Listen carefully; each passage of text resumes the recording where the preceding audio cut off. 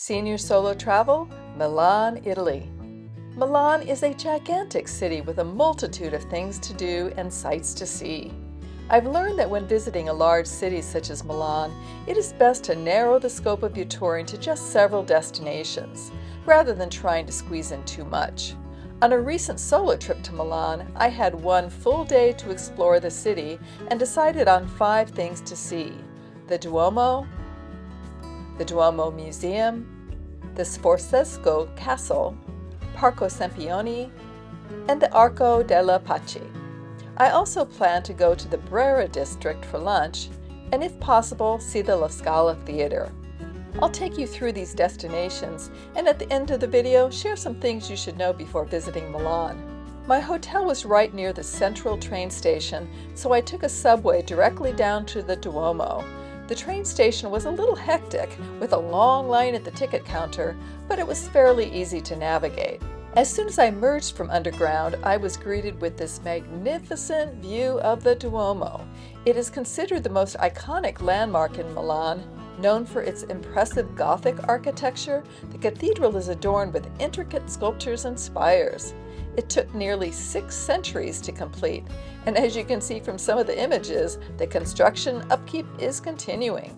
The plaza in front of the cathedral is a central hub for visitors. There are flocks of birds that swoop in and out of your vision. The day I was there was some sort of protest or gathering. All around the plaza are some ancient buildings that also have remarkable architecture and features. It really is a special place. I walked up to the cathedral and was told I had to go to a ticket office to purchase tickets to enter. The office was across the street, and when I entered, I was directed to a kiosk to purchase tickets. I bought a €25 combo ticket since it included the Duomo Terrace and Duomo Museum, which were also on my to-do list. I walked back over to the cathedral, and it is certainly a glorious building. Your eyes are immediately drawn up to the arched ceiling and the beautiful stained glass windows. A typical cathedral contains 3 aisles, with the central being the nave. The Duomo has 5 aisles, so it is huge. Along the side aisles are hanging canvas paintings which are beautifully crafted.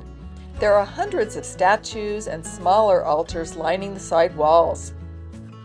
The apse in the middle, which contains the main altar, is very impressive, with its gazebo-shaped altar, symmetrical pillars, paintings, sculptures, and stained glass window. When you look the opposite direction to the back of the cathedral, there are a couple smaller stained glass windows at the end of a row of columns. The ticket included a lift to the top terraces, so I asked how to get there and was directed outside to the back of the building. After a security check, we were squeezed into a tiny elevator and transported to what is basically the rooftop. They call it a terrace, but it really is a pitched roof in most areas, with a 3-foot wide path that runs along the railing. The most intriguing part of the terrace was seeing these architecture details up close. All those spires, gargoyles, and sculptures. Each one was individually striking, but when you saw them all together, it was stunning. I walked one way along the railing to what I thought was an exit elevator, but I was told it was only for staff. I was directed back to where I came from, but I was directed past the original elevator to the other side of the building, where you took some uneven stairs up to a higher level. Now I really was on the rooftop, and the views were spectacular. I kept following the exit signs and was led down some stairs that just kept going. I realized about halfway down that there was no lift down, just lots of stairs. It led right back down to the cathedral. Next on my agenda was the Duomo Museum. It was a beautifully laid out museum with a multitude of religious artifacts, sculptures, bas-relief, paintings, and tapestries. The light was kept low to preserve the artifacts, so you walked from room to room in dim light, which actually added to the dramatic presentation. I'll just share a few of my favorite objects. I'm not sure what you would call this, but I thought the gold craftsmanship on this was spectacular. I love this row of gargoyles. I've always been fascinated with the creativity in these creatures. This long tapestry must have taken years to complete. Look at the stitching on it. I love this bas-relief that I initially thought was carved from wood, but found out it is made of terracotta. That surprised me because I thought terracotta wasn't that stable.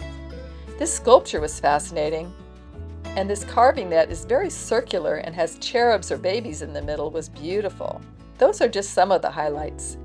After I left the museum, I headed for the Sforzesco Castle. If you take the road that leads away from the Duomo, it leads you directly to the castle. The streets were bustling with trolleys, cars, bikes, and pedestrians. But once I got close to the castle, there was a pedestrian walkway with some cafes and shops. When you get to the castle, it is another magnificent sight. It is much wider than I expected and must have had a moat around it at some point because there is a ditch lining the exterior walls.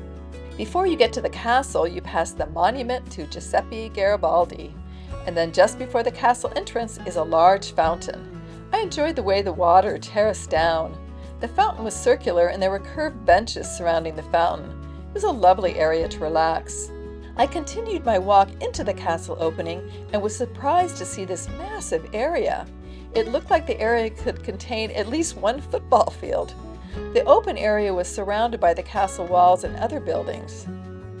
Continuing the walk straight through the castle, I was struck by how brilliantly constructed and beautifully maintained the castle was. I thought the castle walls were interesting in that they had these little squares missing from the bricks. I wondered if they were decorative or served a function. If anyone knows, please share. As I moved forward through this area, I discovered another area of the castle. Again, very striking. There is a museum in this part of the castle, which, with limited time, I didn't explore. Instead, I enjoyed this reflection pond and the rows of arched windows, a mini Taj Mahal. My travel took me outside the castle grounds, where you walk directly into the Parco Sempione, my fourth destination. It occurred to me that there was a straight visual line from the Duomo to the Arco della Pace, which I could see at the far end of the park. You could turn in both directions on this walk and get beautiful perspectives. I walked through the lovely Parco Sempione and had to choose sides since there was a railing in the middle. Once I looped back to the middle, it was a straight walk to the Arco della Pace, my fifth destination. It was originally commissioned by Napoleon in the early 19th century to celebrate his victories, but its construction was completed under the Austrian Empire. The arch is a beautiful example of neoclassical architecture, adorned with intricate sculptures and reliefs that depict various historical scenes. There was a busker playing an electric guitar and singing, which was echoing off the stone plaza walls. Unfortunately, his loud singing was off-key, so I didn't stay long. However, I was impressed with the sculptures on the top of the monument, so I was glad I made the long walk through the park. At this point, I decided to get some lunch. I had been eating poorly on the road, just grabbing quick foods whenever hungry to save time and money. I always tend to prioritize touring over eating, but since I was in Italy, I decided to find a nice restaurant and eat a big lunch. To find a good cafe, it was recommended that I walk to the Brera District, which was a 15-minute walk from the park. I didn't get quite that far though. As soon as I left the park, I walked by a restaurant and saw these chefs in a window preparing food. I peeked in the windows and it looked like a beautiful restaurant. I've learned when traveling not to bypass something hoping for something better, so I walked in and got a table. The restaurant was called Gloria, and it was glorious. I love these chandeliers and floral pieces along the bar. I won't bore you with details on the meal, but I'll say that it ranks with some of the best food I have ever eaten on the road. I only had one more place on my agenda, and that was the Scala Theatre. I didn't have high hopes to get inside because I saw online that tours weren't available that day due to a production in process. But it was on my way back to the subway, so I thought I would at least see the outside. Unfortunately, the building was under construction, so I couldn't even see the outside. The door was open, so I walked in and discovered a very underwhelming lobby. I opened one of the doors to the theater, and 6 theater ushers stared back at me, so I quickly backed away. So much for that. Heading back to the Duomo, I walked through the Galleria Vittorio Emanuele II. I had seen this on many lists of places to go in Milan, but had vetoed it because I'm not a shopper. However, I was glad I stumbled upon it. The architecture is fabulous, with this glass-domed archway, ornate pillars, paintings, and mosaic stone floors. The gallery is filled with high-end stores. Whether you are a shopper or not, it is worth a walk through. I'm glad I did. I made my way back to the Duomo to catch the subway. And that completed my day in Milan. A few things to note. The hours that people eat dinner here are quite late, which is why I decided on a late lunch. Most dinner restaurants do not open until 7 p.m., so if you want to eat between the hours of 2 p.m. and 7 p.m., it is best to find a food market. I found one at the train station for my first evening. For senior and solo travelers, the city is hectic and busy. The train station was a little intimidating when I arrived, and it took me about 15 minutes just to find my way outside the train station. So you need to be prepared for some organized chaos. Also, pickpocketing is a problem in the city, so you need to be mindful of your things. Wear your backpack in front when riding on public transportation, and be mindful of scammers and profiteers. As I was walking to the castle, there were a couple men trying to tie colored strings on my wrist. My daughter fell for this in Paris. They tell you it won't cost anything, but once they weave it onto your wrist, they expect you to pay for it. Or worse, someone else is pickpocketing you while you are distracted. I shook my head as I passed them, but they still threw string on my bent arm and followed me. I kept walking, and you should too. Of course, Milan is like any big city. When in crowded areas, you will want to be a bit more watchful. As always, if you have questions, feel free to ask in the comments section. I have posted additional videos on my solo trip to Switzerland and Italy.